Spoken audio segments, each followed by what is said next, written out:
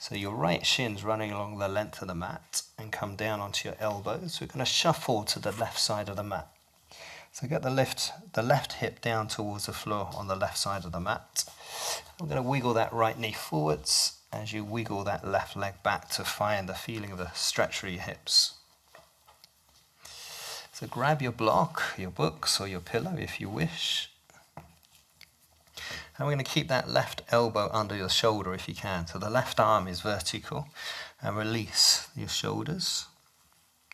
Once you're there, the right hand threads behind your left elbow. And we're going to stretch the right hand out to the side and maybe that right shoulder comes down to the floor. And if you have a block, maybe your head rests onto the block. Some people like a block, others won't, so it's up to you. And then just feel that release, the force of gravity as everything comes down to the ground.